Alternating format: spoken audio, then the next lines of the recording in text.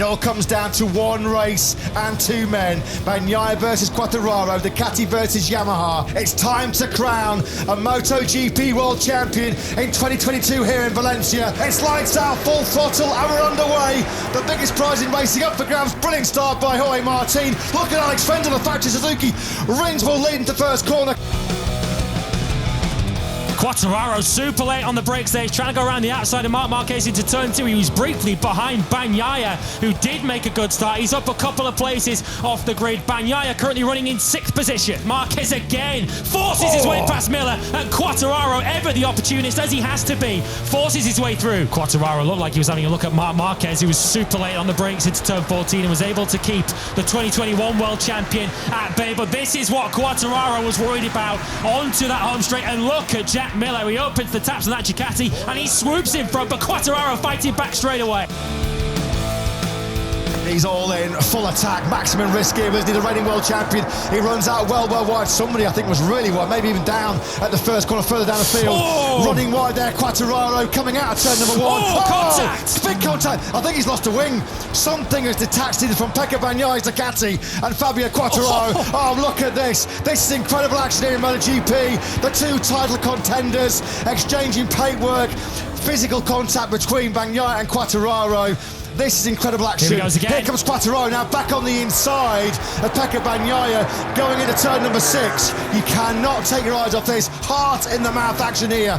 What a way to start this title decider between the top two men in the championship. This is what, the 4th or 5th time now Quartararo and Bagnaia have overtaken each other on this lap too. He's riding every lap like it's the last lap, Fabio Quartararo. Here is the contact between Quartararo and Bagnaia, and there you see the winglet then snapping off. Let's take a closer look. That is the piece that is missing from Pecco Bagnaia's Ducati. Well, that was rubbing for the title, wasn't it? Here comes Fabio Quartararo on the inside of Bagnaia going into turn number 6. Now side by side, leaning on each other again, aren't they? They've already had contact earlier on this Grand Prix at turn 2. So Quartararo back through. The outgoing world champion Fabio Quartararo, well, he fought to the bitter end, didn't he? Just as we knew he did. He just comes up short.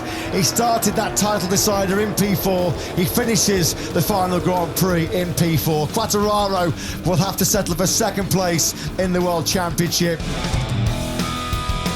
Binder has got through then on Pecco Bagnaia, the South African, sweeping up the inside of Bagnaia into turn 2. Here comes Mir then on the inside. He thought about this move on the previous lap.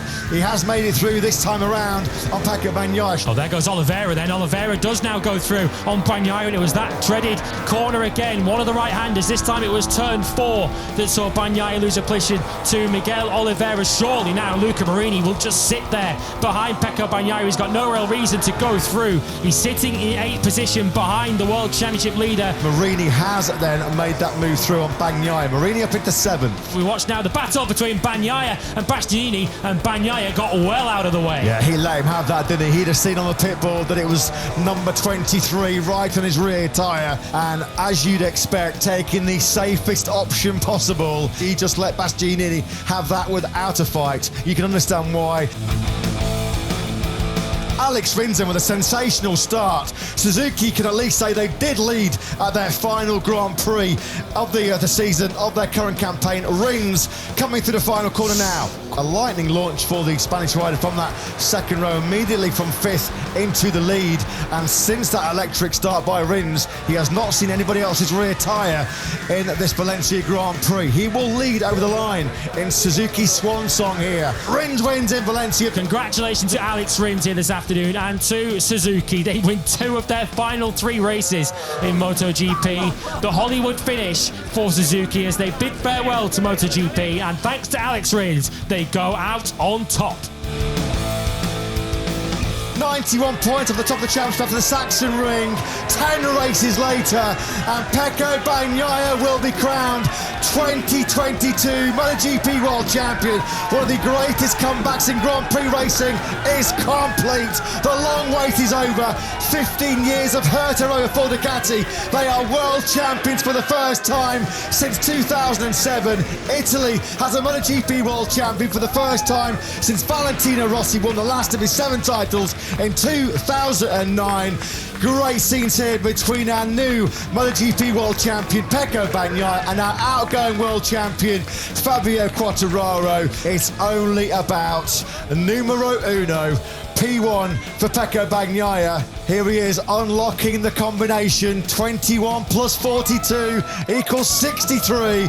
And that is the perfect combination for Pecco Bagnaia and Ducati as he starts to soak up the biggest moment of his life. Pecco Bagnaia, you are the MotoGP World Champion in 2022, and he has remarkably pulled off the biggest comeback in Grand Prix history.